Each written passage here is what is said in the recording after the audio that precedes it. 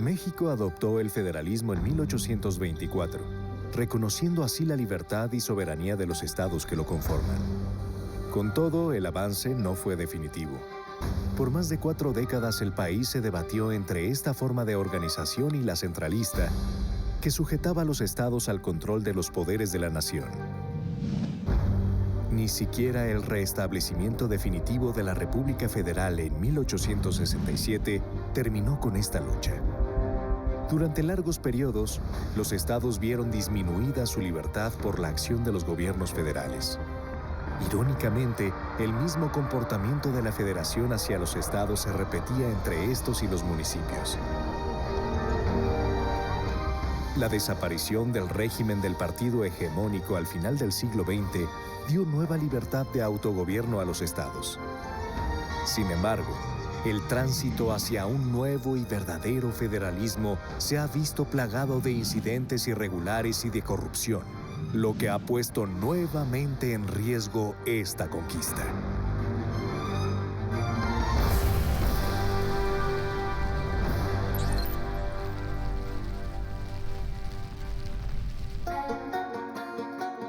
Nuestro país se define como una república federal, producto de un pacto entre las 32 entidades que la conforman. Los estados son libres y soberanos en su régimen interior, salvo por las competencias que voluntariamente ceden a la federación.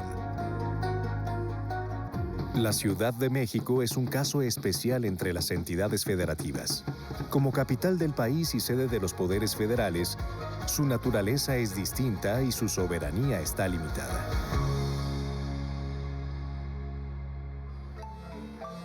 Los estados de la Federación Mexicana tienen, como base de su división territorial y de su organización política y administrativa, al municipio libre. No se trata solo de una forma en que los estados rigen su territorio, sino de un tercer nivel de gobierno con capacidad de elegir a sus autoridades, administrar su propia hacienda, efectuar labores de vigilancia y expedir bandos, reglamentos y circulares, entre otras facultades.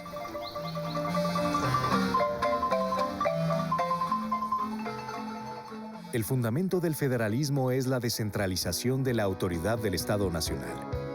Bajo esa concepción, el municipio libre es una figura indispensable en la organización política de nuestro país, que encarna el contacto directo y natural del gobierno con la población y articula los intereses locales con el Estado al que pertenece y con los de la nación entera.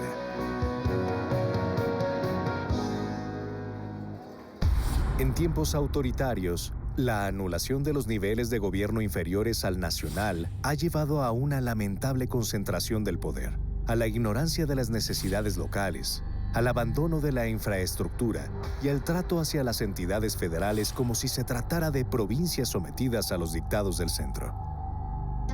En un país que aspira a ser verdaderamente libre y democrático, el respeto al federalismo y al municipio libre son una garantía de que el poder se comparte para acercarlo a los ciudadanos.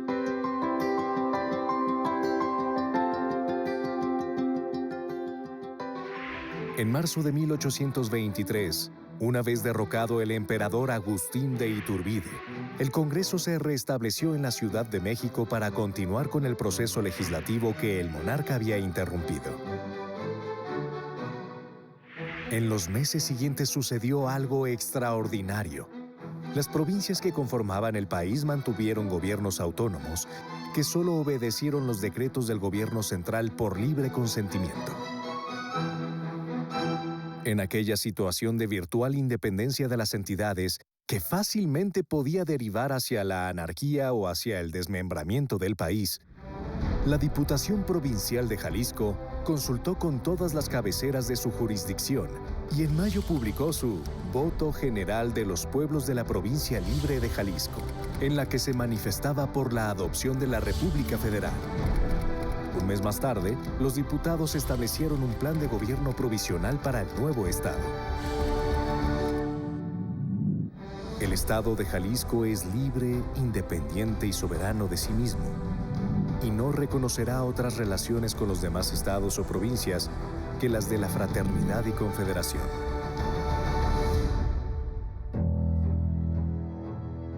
Las provincias de Zacatecas y Yucatán se adhirieron pronto al proyecto jalisciense. Aunque al interior del Congreso Nacional todos coincidían en adoptar una forma republicana de gobierno, subsistía aún la opción de darle una ordenación centralista.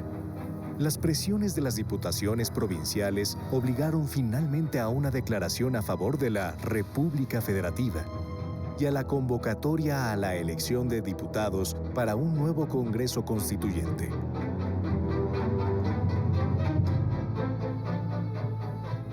El conflicto quedó así temporalmente concluido. El nuevo Congreso se instaló a principios de noviembre de 1823. Sin embargo, la disputa reviviría en las sesiones de aquella asamblea y pondría frente a dos grandes figuras de nuestra historia: Miguel Ramos Arizpe y Fray Servando Teresa de Mier.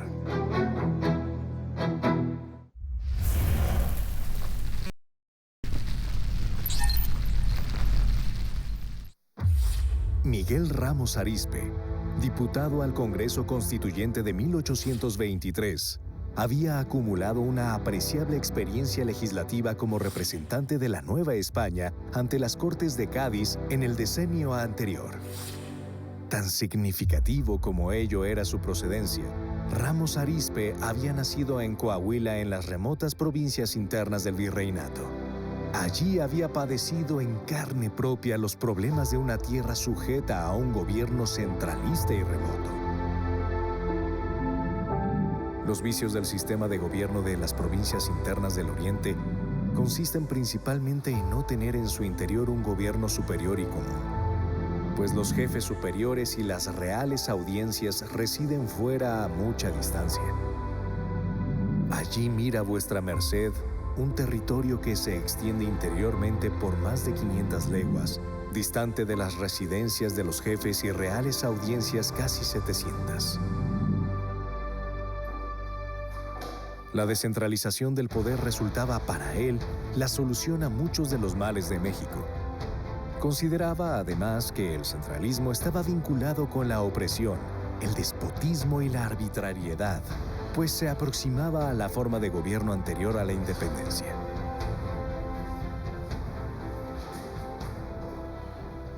Como presidente de la comisión encargada de elaborar un proyecto constitucional, Ramos Arizpe presentó al Congreso el Acta Constitutiva de la Federación Mexicana. En ella propuso como forma de gobierno la República Representativa Popular Federada. En el establecimiento de gobiernos y poderes de cada estado, no ha querido la Comisión sino fijar y reducir a la práctica los principios genuinos de la forma de gobierno general ya adoptada, dejando que los poderes de los mismos estados se muevan en su territorio para su bien interior en todo aquello que no pueda perturbar el orden general, ni impedir la marcha rápida y majestuosa de los poderes supremos de la Federación.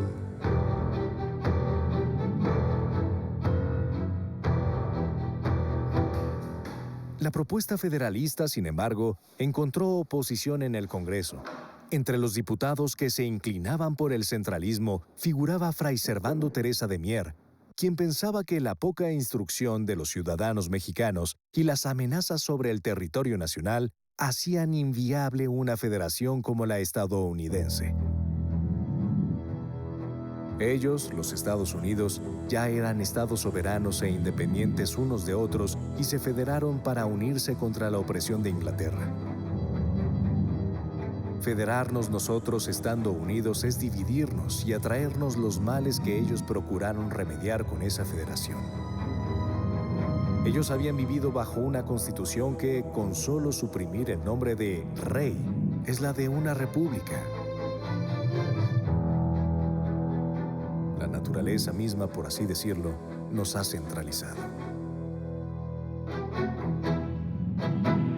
El padre Mier afirmaba, además, que no todas las provincias tenían los elementos necesarios para erigirlas en estados.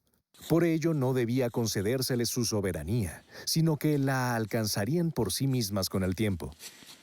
Para él, solo se podía llegar a una federación a través de la evolución natural del país, pasando por etapas intermedias, Llegar de pronto al federalismo le parecía un absurdo que llevaría a México a la división, el desorden y la ruina. La discusión derivó naturalmente hacia la interpretación de los deseos de los ciudadanos. Mier puso en duda que los mexicanos se inclinaran unánimemente por la federación, pero en todo caso rechazó que el papel de los diputados fuera el de simples voceros de la voluntad popular.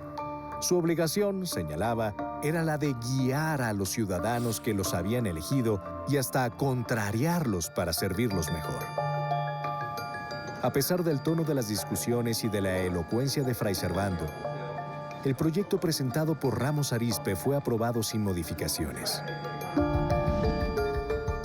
La razón profunda de ello estaba en que los estados practicaban, ya en los hechos, un cierto federalismo, y las leyes aprobadas por sus representantes solo vinieron a reconocer la realidad de esa situación. La Constitución promulgada en 1824 estableció así que la nación mexicana adoptaba para su gobierno la forma federal, con 19 estados integrantes de la federación. Con todo, faltaba en esta estructura un elemento que la ley suprema ni siquiera llegaba a mencionar. Estaba ausente el municipio.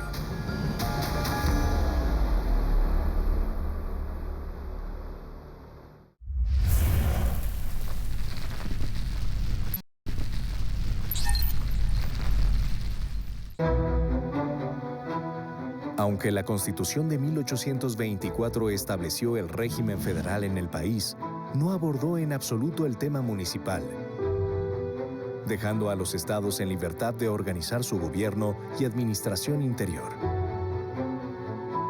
Así, cada estado, al promulgar su propia constitución y las leyes derivadas, se encargó de definir su división territorial interna, así como los atributos y facultades que dentro de su jurisdicción tendrían los municipios.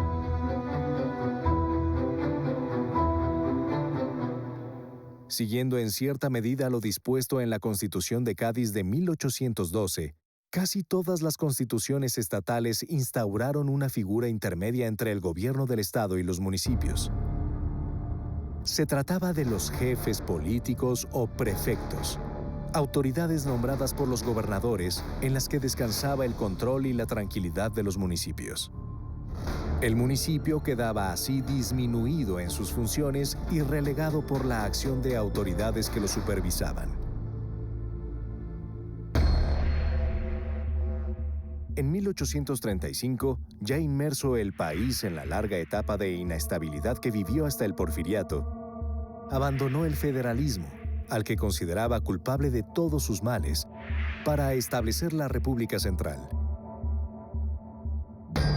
Toda la República se halla convencida de que la continuación de los males públicos trae su origen de nuestra viciosa organización social, que la nación adoptó seducida por el deseo de imitar el régimen político de los Estados Unidos del Norte, sin prever las desgraciadas consecuencias que debía producir la violenta división, en partes heterogéneas, de una masa que la naturaleza había hecho homogénea y compacta.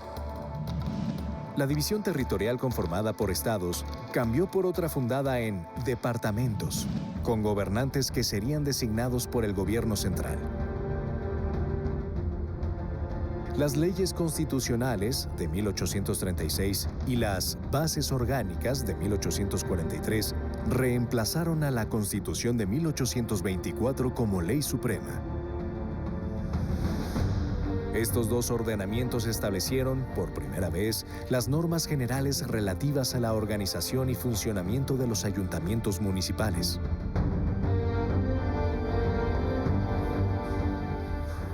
En el fondo, no se trataba tanto de un reconocimiento a favor de este nivel de gobierno, pues continuaría sometido a las prefecturas, sino de un afán por uniformar y centralizar su conformación.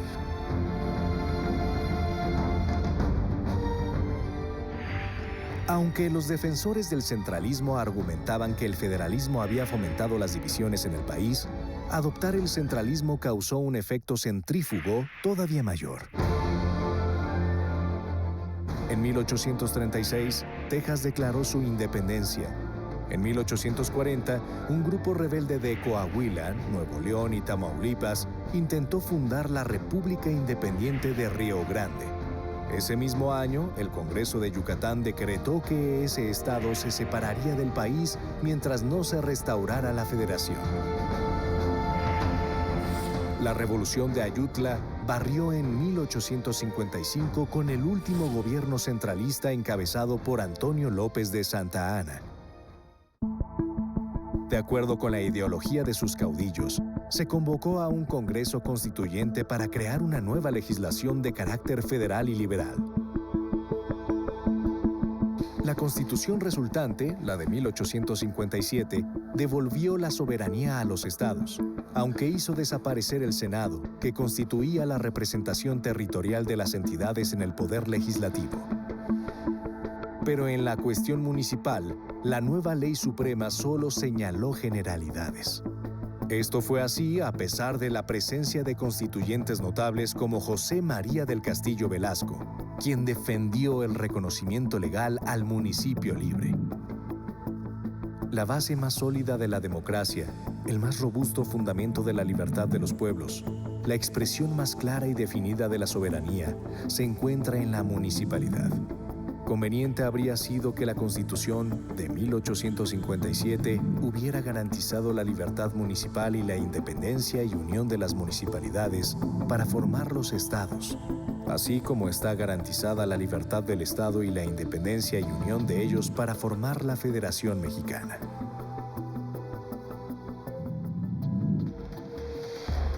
A pesar del gran avance que representó para el país, el régimen liberal no dio suficiente importancia al nivel de gobierno municipal. De hecho, la Ley de Desamortización de las Tierras Comunales, promulgada por el mismo régimen en 1856, significó un golpe más para el territorio, la autonomía, los recursos e incluso la identidad de los municipios al obligarlos a privatizar los bienes comunales que hasta entonces administraban.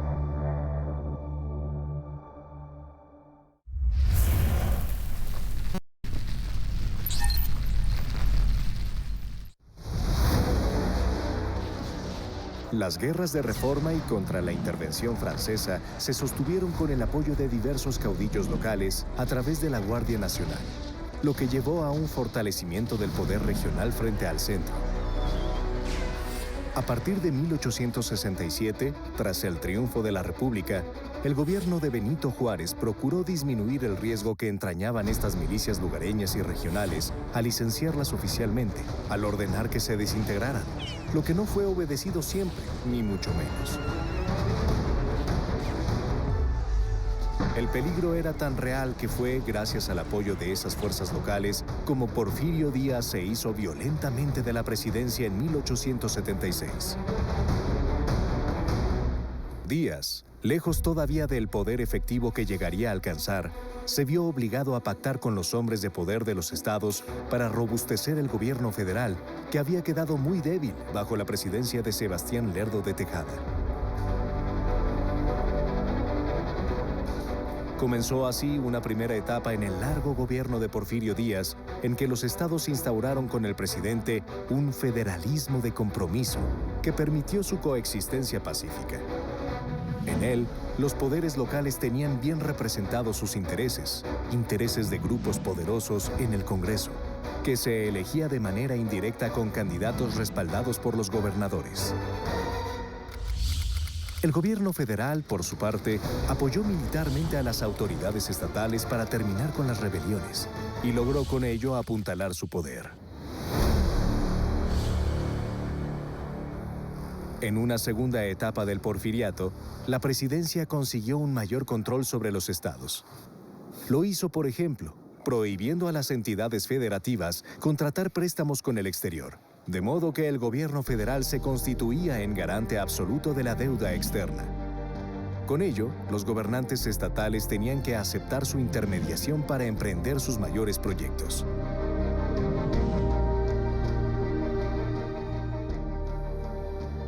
El federalismo de compromiso cambió así por un federalismo de colaboración. especialmente con la llegada al poder de una nueva generación de gobernadores que debía su elevación al apoyo del presidente de la República. El historiador Daniel Cosío Villegas llamó los porfiritos a este grupo de gobernantes apegados a las políticas de Díaz, pues reproducían el estilo de gobierno del dictador y hasta sus intenciones de permanencia en el puesto. Uno de los más famosos porfiritos fue el gobernador indígena de Tlaxcala, Próspero Caguanzi, quien permaneció en el cargo por más de 24 años. Esta manifestación a favor de la reelección me es particularmente simpática por los lazos que me unen al señor gobernador Caguanzi, mi compañero de armas desde la lucha contra la intervención y uno de los más antiguos colaboradores de la política actual. Y debo manifestar que mientras la voluntad de la mayoría del pueblo tlaxcalteca no se oponga a la reelección del candidato, estaré con ellos en sus propósitos. Por otra parte, bajo la presidencia de Porfirio Díaz, aumentó el poder de los jefes políticos. En sus manos estaba la conservación del orden, la vigilancia de la hacienda pública, la imposición de multas y la expedición de órdenes de cateo. Tenían además la obligación de proporcionar un número determinado de hombres para el servicio de las armas, los que eran reclutados habitualmente por el abusivo método de la leva, que era propiamente un secuestro de hombres pobres a favor del ejército. La excesiva concentración de poder de los jefes políticos vulneraba los derechos del ciudadano, la autonomía de los estados y la libertad de los ayuntamientos. Las jefaturas políticas ahogaron la vida municipal a tal grado que incluso los juristas cercanos al régimen, como el licenciado Miguel S. Macedo, denunciaron su grave situación. A las restricciones que los ayuntamientos tenían de someter a la aprobación de los jefes políticos todos sus actos, se agregaba la de tener que desempeñar sus funciones precisamente con los procedimientos y el personal de antemano fijados por la autoridad superior. La mezquindad de los poderes confiados a los ayuntamientos no pudo ser más patente. Jamás el municipio entre nosotros fue ni un verdadero poder, ni siquiera una institución distinta y separada. El municipio, que teóricamente debía representar la expresión de la voluntad local para el autogobierno, se había convertido en una autoridad casi puramente burocrática, sujeta a las órdenes del jefe político, el gobernador del estado y, en última instancia, del presidente de la República.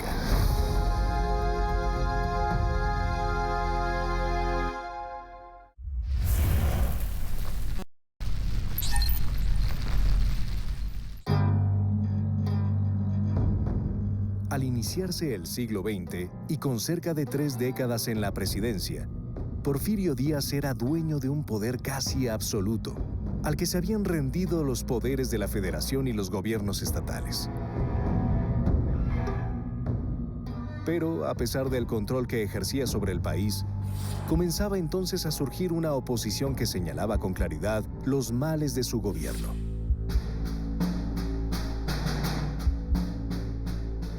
Especialmente la sujeción de todo el aparato gubernamental a la voluntad de un solo hombre.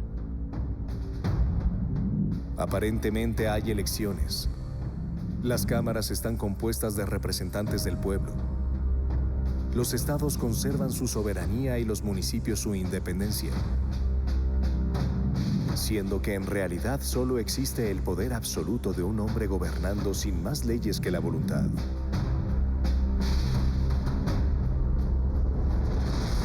Francisco I. Madero, un rico hacendado de Coahuila, conocía de primera mano el problema que representaba para la democracia el férreo control que el gobierno ejercía hasta en el más pequeño y apartado municipio. La organización de un partido político para oponerse al régimen partió por ello de lo local, extendiéndose hasta fundar cientos de clubes en todo el país que rechazaban una nueva reelección de Díaz. En las elecciones de 1910, sin embargo, Porfirio Díaz volvió a reelegirse. Madero denunció el fraude y publicó el Plan de San Luis, que convocaba al pueblo a una revolución. El plan contemplaba asimismo la restitución de la soberanía de los estados y la libertad de los ayuntamientos, que para Madero solo existían escritos en nuestra Carta Magna y no en la realidad. La violencia e inestabilidad de los años revolucionarios mantuvieron esas ideas sin materialización posible. Sin embargo, la propia revolución tuvo el efecto de dispersar el poder central y revivir el caudillismo ligado al territorio. Sería precisamente en los territorios villistas y zapatista donde se ensayaría una especie de autogobierno que, sin embargo, fue de corta duración y estuvo sujeto militarmente a los jefes de la insurrección. Con todo, los caudillos conocían la importancia de los gobiernos locales para la democracia. La libertad municipal es la primera y más importante de las instituciones democráticas, toda vez que nada hay más natural y respetable que el derecho que tienen los vecinos de un centro cualquiera de población para arreglar por sí mismos los asuntos de la vida común y para resolver lo que mejor convenga a los intereses y necesidades de la localidad.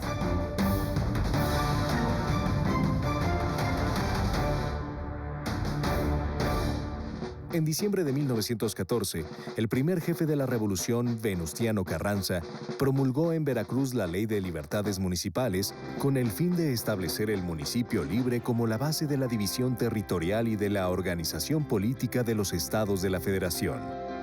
El documento insistía en la importancia de ese nivel de gobierno para la politización de los ciudadanos. El ejercicio de las libertades municipales educa directamente al pueblo para todas las otras funciones democráticas. Despierta su interés por los asuntos públicos, haciéndole comprender, por la experiencia diaria de la vida, que se necesita del esfuerzo común para lograr la defensa de los derechos de cada uno y para que la actividad libre de los ciudadanos goce de protección y amparo.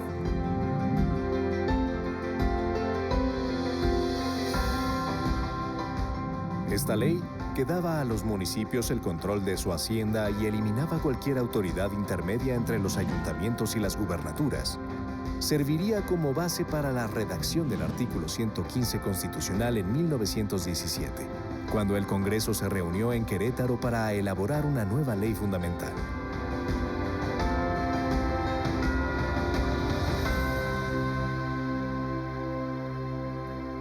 De manera contraria a la búsqueda de la libertad municipal, los diputados constituyentes no intentaron moderar el centralismo heredado del porfiriato e incluso lo reforzaron con un poder ejecutivo que tendría mayores atribuciones.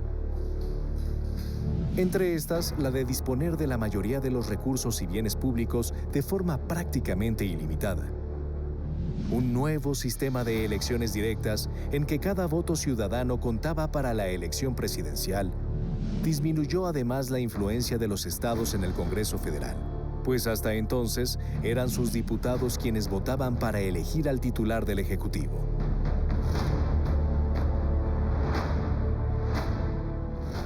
La tendencia centralizadora del poder político cobraría mayor importancia en los años que siguieron a la promulgación de la Constitución de 1917. Guardar la Constitución política. Las disposiciones que establecían la posibilidad del Estado Nacional para establecer monopolios, la rectoría económica del Estado, la jurisdicción federal de las decisiones en materia agraria y laboral, entre otras, condujeron a la expansión del gobierno federal y a un sistema en que dominaba el presidente de la República.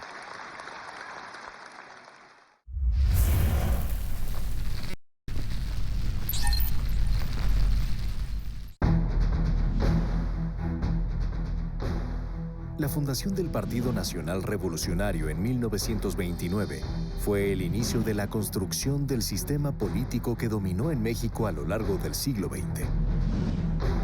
Basado en la hegemonía del partido oficial, la ausencia de democracia efectiva, una anulación práctica del federalismo, el poder casi absoluto del presidente de la República y con el único límite de la no reelección, el sistema entró en su apogeo hacia 1940.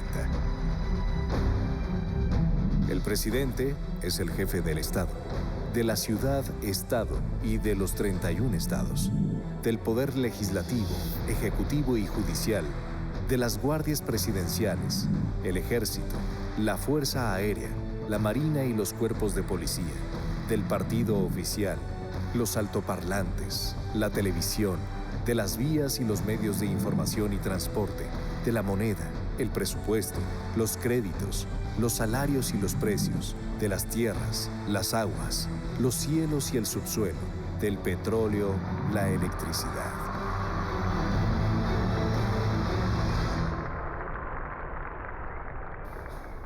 A pesar de que la Constitución establecía claramente un sistema federal de gobierno, el presidencialismo llevó en los hechos al centralismo.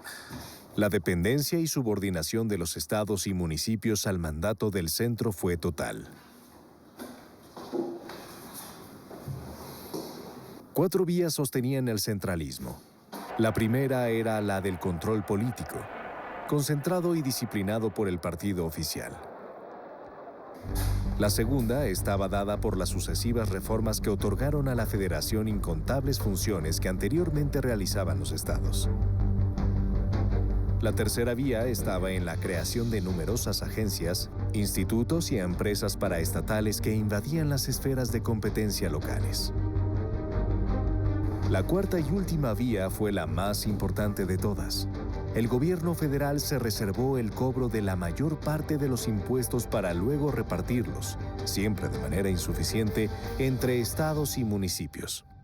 Esto los obligaba periódicamente a negociar mayores montos.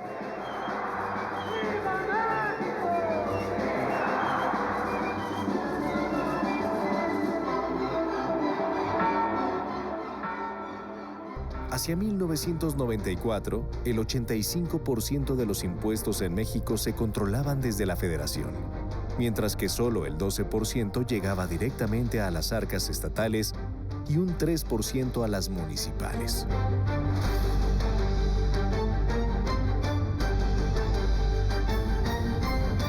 Este centralismo extraoficial representaba uno de los principales obstáculos para el desarrollo de las regiones y localidades del país.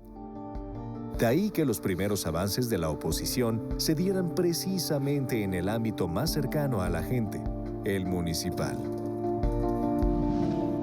Con respecto a lo cual el Partido Acción Nacional, el PAN, dirigió su acción desde 1939.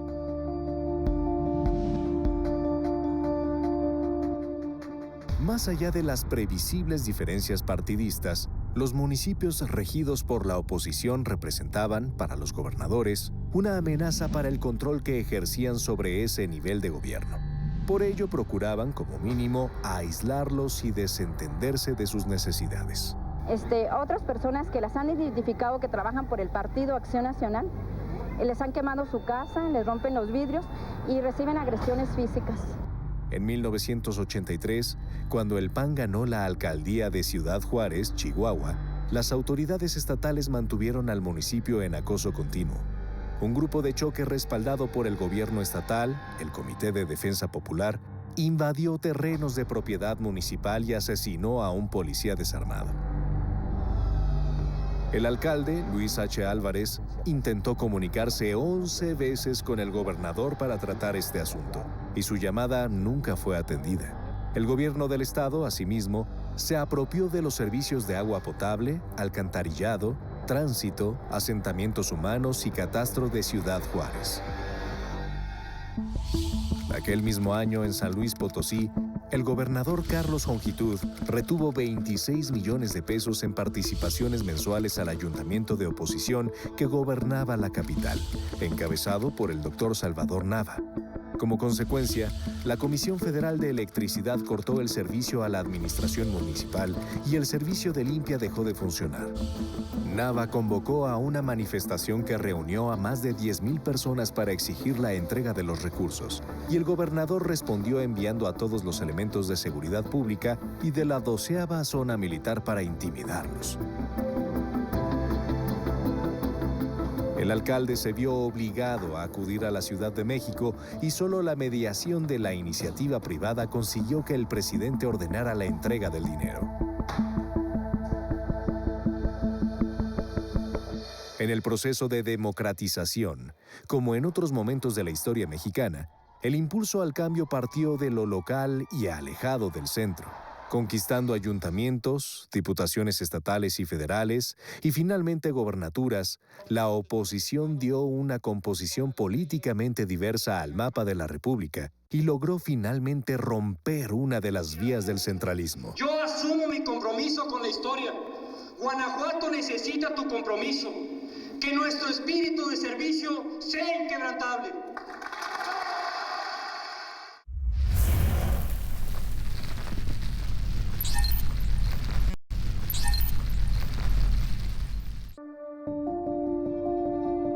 En diciembre de 1994 se llevaron a cabo una serie de reformas constitucionales propuestas por el presidente Ernesto Zedillo que se enfocaban en transformar el Poder Judicial. Entre ellas estuvo la que permitió a los municipios participar en controversias constitucionales, una posibilidad que anteriormente les había sido negada reiteradamente por la Suprema Corte de Justicia de la Nación. Las controversias constitucionales son el medio de resolver conflictos que suponen la intromisión de un poder en el ámbito de otro, o la inconstitucionalidad de sus acciones. Antes de que se permitiera a los municipios tener parte en ellas, estaban sujetos, sin defensa posible, a los atropellos de los gobiernos de los estados y la federación. Algunos casos recientes muestran el alcance de esta reforma en beneficio del autogobierno. En noviembre de 2020, la Corte declaró inconstitucional la intervención del Congreso de Veracruz en el municipio de Mixtla, ordenando la restitución de las autoridades que habían sido depuestas por un decreto de desaparición de poderes. Asimismo, en abril de 2021, el Ayuntamiento de Puebla obtuvo la suspensión del decreto con el que el gobernador del estado intentó asumir el mando de la policía municipal. A pesar de esto, el municipio sigue siendo uno de los temas pendientes para el desarrollo de un auténtico federalismo.